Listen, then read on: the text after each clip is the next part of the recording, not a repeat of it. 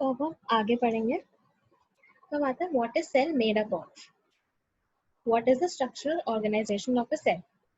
तो what is cell made up of, ये वाली चीज हम पहले भी क्लासेस में पढ़ चुके हैं काफी बार कि एक सेल होता है, ठीक है, उसके साइटोप्लाज्म होता है और न्यूक्लियस होता है, सेल मेम्ब्रेन होता है। तो मेनली हम इसके बारे में पढ़ेंगे। उसके साथ साथ स्ट्रक्चरल ऑर्गेनाइजेशन मतलब उसका जो स्ट्रक्चर होता है उसके अंदर ऑर्गेनाइजेशन कैसे होता है। जैसे मैंने आपको पहले बताया था कि ऑर्गेनेलीज होते हैं, तो हम उनके बारे में पढ़ेंगे, ठीक है।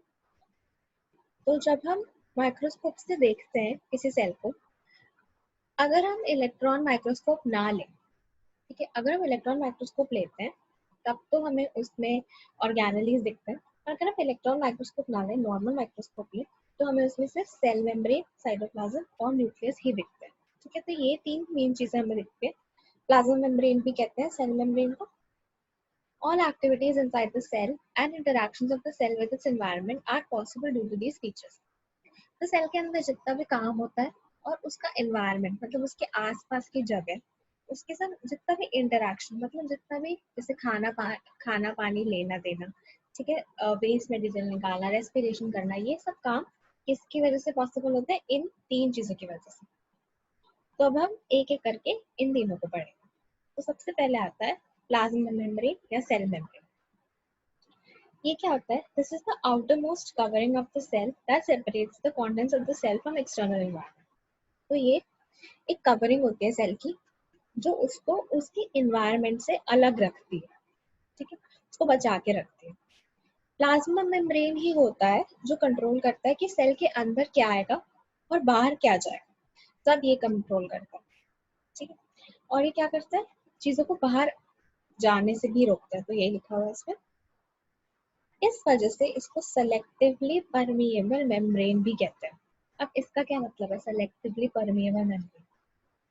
देखो सेलेक्टिवली का मतलब सेलेक्ट करना, ये सेलेक्ट करता है कि क्या अंदर आएगा और क्या बाहर जाएगा। परमिएबल मतलब एक ऐसा मटेरियल जिससे चीजें जा सके और आ सके, ठीक है, ये मतलब होता है। और मेम्ब्रेन मतलब कोई भी सरफेस, ठीक है। तो सेलेक्टिवली परमिएबल मेम्ब्रेन मतलब ये ऐसी मेम्ब्रेन है, ऐसी सरफेस है जिससे कुछ भी आ जा सकता है, लेकिन सेलेक्टिवली सेलेक्ट करके चीजें आ जा सकती है खाली। तो यही इसका काम है, तो यही इसका ऐसे इसका नाम है, ठीक है। तो क्यों कहते हैं क्वेश्चन आता है, तो इसका आंसर इस पैराग्राफ। अब ये होता कैसे है, अब हमने पढ़ लिया कि चीजें कुछ आती है कुछ जाती है। अब ये काम कैसे होता है, अब ये काम होता है, पहले हम गैस की बात करेंगे फिर हम पानी की बात करेंगे। तो जो गैसेस होती है जैसे कार्बन डाइऑक्साइड, ऑक्सीजन, ये आती जाती है डिफ्यूजन के से, ठीक है। तो अब डिफ्यूजन क्या होता है, डिफ्यूजन होता है जैसे कोई सरफेस है, ठीक है, उसके इधर कॉन्सेंट्रेशन और इधर कॉन्सेंट्रेशन देखते हैं। हमने पहले भी क्लासेस में पढ़ा हुआ है कि डिफ्यूजन क्या होता है, बस हम एक बार जल्दी से देख लेते हैं। इधर कॉन्सेंट्रेशन और इधर कॉन्सेंट्रेशन देखते हैं, ठीक है। तो जिस तरफ भी लो कॉन्सेंट्रेशन होती है उस तरफ को चीजें डिफ्यूज करती है, गैस डिफ्यूज करती है। तो कहाँ से कहाँ, हाई कॉन्सेंट्रेशन से लो कॉन्सेंट्रेशन की तरफ चीजें जाती है। तो ये डिफ्यूजन की अगर डेफिनेशन पूछ जाए तो ये डेफिनेशन है कि spontaneous movement of a substance from a region of high concentration to a region where its concentration is low। ठीक है, तो ये spontaneous movement होता है, मतलब अपने आप होता है खुद से, और हाई से लो की तरफ मूवमेंट होता है गैसेस का। Something similar happens in cell. तो जैसे हमने ये डिफ्यूजन पहले भी पढ़ा था, अभी भी हमने देखा, यही डिफ्यूजन सेल्स में भी होता है। जो सेल मेम्ब्रेन होती है, जैसे सेल मेम्ब्रेन है, उसके बाहर का अगर CO2 ले लो, अगर कॉन्सेंट्रेशन अंदर से ज्यादा है तो क्या होगा, CO2 अंदर आ जाएगा, ठीक है। बाहर कब होगा, अंदर ज्यादा का मतलब अंदर बहुत ज्यादा CO2 भर गई है तो वो बाहर चली जाएगी। तो यही होता है, ठीक है। तो यहाँ पूरा बस यही लिखा है। ऐसे ही O2 के संग भी होता है, जब अंदर O2 की कमी होने लगती है, कॉन्सेंट्रेशन कम होती है तो बाहर ज्यादा होती है, तो क्या होता है, बाहर से अंदर की तरफ O2 आ जाता है। Thus, diffusion plays an important role in gaseous exchange between the cells as well as the cell and external environment। तो बहुत इंपॉर्टेंट है डिफ्यूजन किस चीज के लिए, कि ये जो एक्सचेंज है सेल्स के बीच और एनवायरनमेंट के बीच गैसेस का ये होता है। अब देखो, अब आप बात करेंगे पानी की, वाटर की। वाटर भी डिफ्यूजन करता है, पर इसको हम डिफ्यूजन नहीं, इसको हम ऑस्मोसिस कहते हैं। ठीक है, ऑस्मोसिस एक तरह का डिफ्यूजन ही है।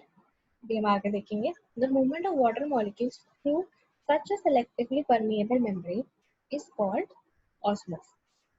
ठीक है, तो हमने CO2 देखा, O2 देखा। अब अगर हम पानी लें, तो पानी में अगर पानी ये करे, डिफ्यूजन करे सेलेक्टिवली परमिएबल मेम्ब्रेन से, तो उसको क्या बोलेंगे? ऑस्मोसिस। अब इस चीज से तो फर्क पड़ता है कि कॉन्सेंट्रेशन हाई है या लो है, और ये जो कॉन्सेंट्रेशन होती है ये चीज से डिसाइड भी होती है कि जो हमारा पानी है उसमें क्या घोला हुआ है, उसमें कितनी चीजें हैं।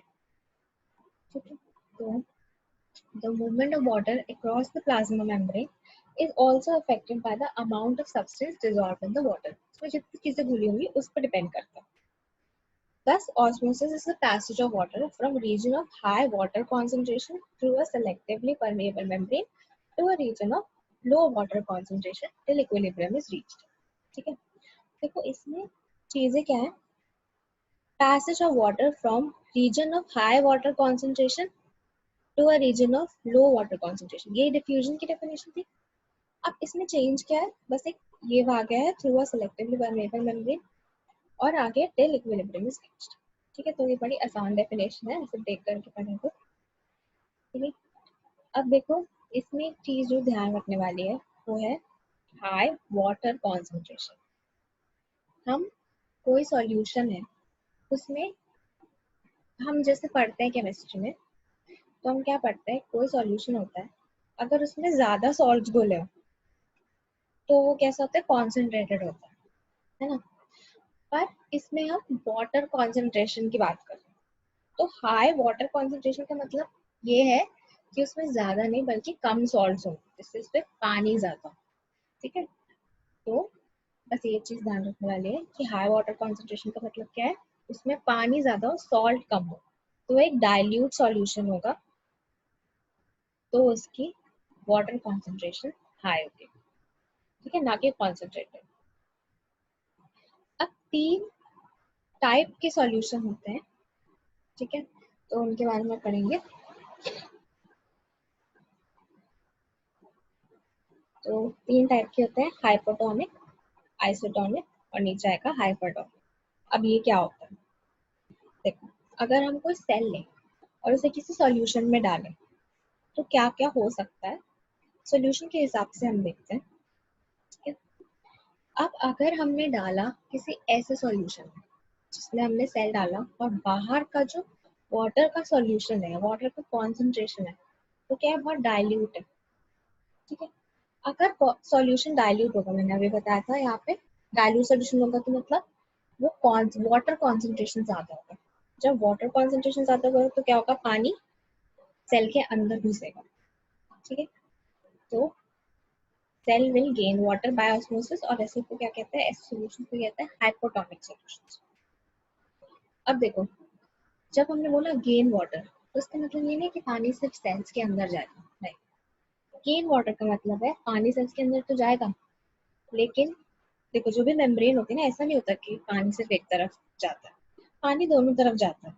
पर एंड में क्या होता है? जिस तरफ कम कॉन्सेंट्रेशन होती है उस तरफ ज्यादा पानी रह जाता है, इसलिए क्या होता है? वहां पानी आ जाता है। उसमें भी यही होगा।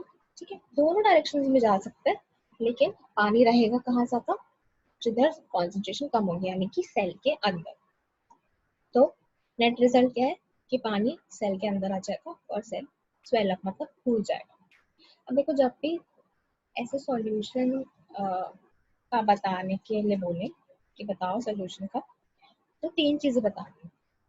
पहला तो बताना है कि सॉल्यूशन है कैसा।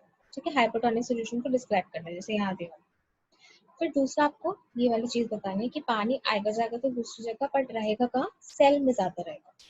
और तीसरी चीज कि एंड में सेल के संग क्या होगा? क्या होगा सेल के संग? सेल फूल जाएगा, स्वेल अप हो जाएगा। तो हम जो आगे पढ़ेंगे उसमें भी हम ये 3 चीजें ही पढ़ते रहते हैं। सबसे पहली चीज क्या थी? कि कॉन्सेंट्रेशन कैसा है। ठीक है, तो हम यहाँ देखते हैं if the medium has exactly the same water concentration, इस बार क्या है, सेल के अंदर और सोल्यूशन के अंदर दोनों के अंदर कॉन्सेंट्रेशन एग्जैक्टली सेम है, तो जितना पानी बाहर जाएगा उतना ही अंदर आएगा।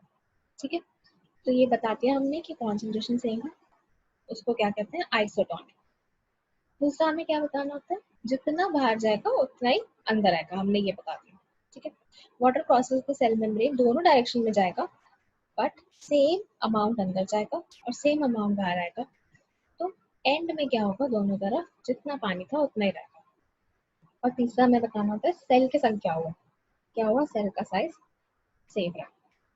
ठीक है, तो यहाँ हमने देखा था आइसोटोनिक, यहाँ पे हमने देखा है।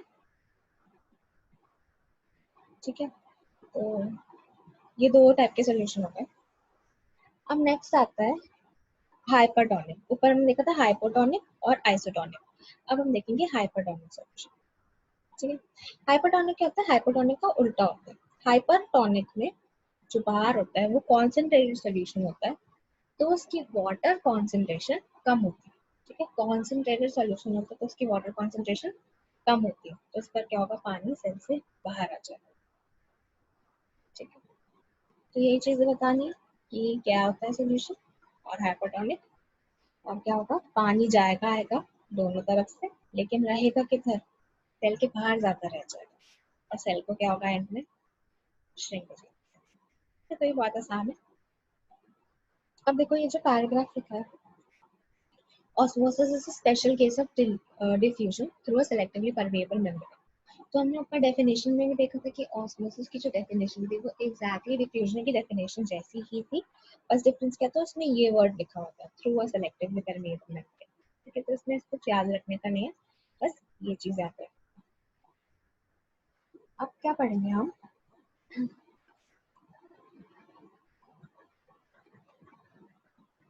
अब हम पढ़ेंगे ये जो डिफ्यूजन और जो ऑस्मोसिस हमने अभी पढ़ा है, प्लांट्स को और एनिमल्स को कैसे हेल्प करता है। तो जो यूनिसेलुलर ऑर्गेनिजम्स होते हैं जो पानी में रहते हैं, ठीक है, इनको ये ऑस्मोसिस पानी लेने में हेल्प करता है। ठीक है, ऐसे प्लांट्स के जो रूट होते हैं वो क्या होते हैं, ग्राउंड के नीचे होते हैं, उसमें जब आप पानी डालते हो तो वो पानी कैसे लेते हैं, ऑस्मोसिस के थ्रू ही वो पानी एब्जॉर्ब करते हैं उनके सेल्स, और वो ऐसे पानी लेते हैं। तो डिफ्यूजन बहुत इंपॉर्टेंट है गैसेस और पानी के एक्सचेंज के लिए। इसके साथ साथ पानी और गैसेस के साथ साथ ये न्यूट्रिशन भी एब्जॉर्ब करने में मदद करता है। ठीक है, तो आप न्यूट्रिशन भी ले दे सकते हो। अब देखो ये प्लाज्मा मेम्ब्रेन के फायदे बता रहे हैं। ठीक है, तो यहाँ पे इम्पोर्टेंट पार्ट है, जो प्लाज्मा मेम्ब्रेन है वो बहुत फ्लेक्सिबल होती है। ठीक है, और लिपिड्स और प्रोटीन से बनी होती है।